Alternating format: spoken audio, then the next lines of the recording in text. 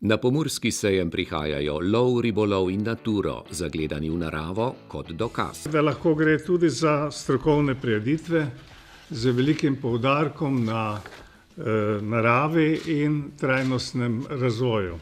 Vse o lovstvu in ribolovu. Blagovne znamke so tudi samostojno prisotne, kar dokazuje, da je sejem na dobri poti. Od stroke do založništva in dela z mladimi in sejmu v čast posebni gost. Prvi ris, ki ga bomo spustili, da bo genetsko okrepil rise na robu izumrtja.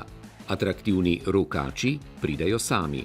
Namreč zvoki, ki jih proizvajajo, so zelo drugačni. Ribiči pa molčijo in varujejo vode in vabijo, pridružite se nam, ker to ni samo izživljanje strasti. Nas ribiče seveda skrbi ogrožanje narave, ogrožanje okolja, predvsem pa nas skrbijo habitati, v katerih živijo ribe, se pravi vode. Naturo pa predstavlja Slovenijo kot izjemno ponudnico zelenega turizma in bivanja, kot zeleno deželo. Od rekreacije do taborjenja, Turistična zveza in Zavod za gozdove skupaj z društvi. Glavno načelo pa pri turizmu je ta, ki ga poudarjamo že vrsto let, in sicer turizem smo ljudje. Vse to pa golaž in ribja čorba zastonj od 12. do 14. aprila na Pomurskem sejmu.